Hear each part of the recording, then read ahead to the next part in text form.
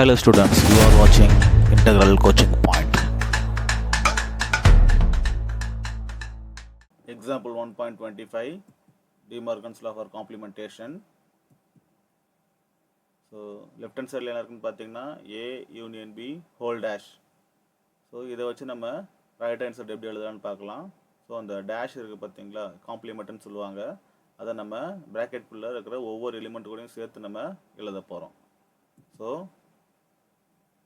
A dash, இந்த union இருக்குது, இது வந்து இன்டர்செக்ஷனாக மாறும். Next B dash.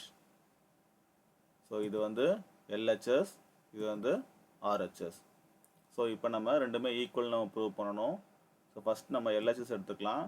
LHS என்ன இருக்குன்னா A union B whole dash, இல்லை A union B complement. So நம்ம இங்கே வந்து பார்த்தீங்கன்னா எத்தனை எலிமெண்ட் இருக்குது, A Bன்னு ரெண்டு எலிமெண்ட் இருக்குது. ஸோ நம்ம ரெண்டு செட் இருக்குமே நம்ம வென் டயக்ராம் வரைஞ்சிக்கலாம். காம்ப்ளிமெண்ட்ன்றதுனால நம்ம ஹோல் செட் ஒன்று வரையணும். ஸோ இதுதான் வந்து பார்த்தோன்னா காம்ப்ளிமெண்ட், யூனிவர்சல் செட்டுன்னு நம்ம சொல்லுவோம். ஸோ இப்போ நம்ம ஃபஸ்ட்டு ப்ராக்கெட்டில் என்ன இருக்குது, A யூனியன் B. யூனியன்னா என்னது, சேர்க்கணும். அப்போது ஏவும் பியும் நம்ம சேர்த்து ஷேட் பண்ணணும். ஸோ இதுதான் வந்து பார்த்தீங்கன்னா A union B. Next A union B whole dash. So A union B whole டேஷ்ன்றது வந்து பார்த்தீங்கன்னா A யூனியன் Bயை விட்டுட்டு பேலன்ஸ் என்னென்னலாம் இருக்கோ ஃபுல் போர்ஷன் நம்ம ஷேட் பண்ணணும். ஸோ A யூனியன் Bன்றது இந்த ஆரஞ்சு கலர் போர்ஷன், இதை மட்டும் விட்டுட்டு பேலன்ஸ் எங்கெங்கெல்லாம் இருக்கோ அதை ஃபுல்லாக நம்ம ஷேட் பண்ணணும். ஸோ இதுதான் வந்து பார்த்தீங்கன்னா A union B whole dash. Next right hand side எடுத்துப்போம். ரைட் ஹேண்ட் சைடில் வந்து பார்த்தீங்கன்னா A dash intersection B dash. First நம்ம A டேஷ் எடுத்துக்கலாம். ஸோ A டேஷ்னால் நம்ம என்ன பண்ணுவோம், ஏவை விட்டுட்டு பேலன்ஸ் எங்கெங்கெல்லாம் இருக்கோ ஃபுல்லாக நம்ம ஷேட் பண்ணணும். ஸோ அப்போது இந்த ஏவை மட்டும் வரக்கூடாது. ஸோ அதை விட்டுட்டு பேலன்ஸ் ஃபுல்லாக நம்ம ஷேட் பண்ணிக்கலாம்.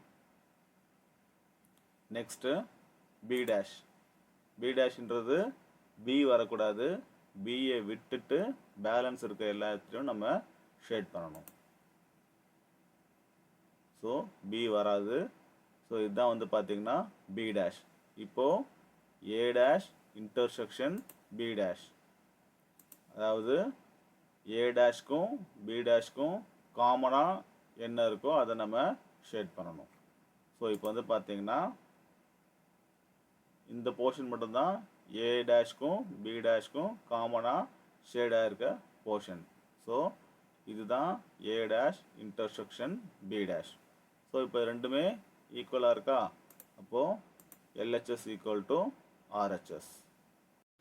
இந்த சம் உங்களுக்கு புரிஞ்சுதுன்னா லைக் பண்ணுங்கள், உங்கள் ஃப்ரெண்ட்ஸுக்கு ஷேர் பண்ணுங்கள், மறக்காமல் நம்ம சேனலுக்கு சப்ஸ்கிரைப் பண்ணுங்கள். தேங்க்யூ.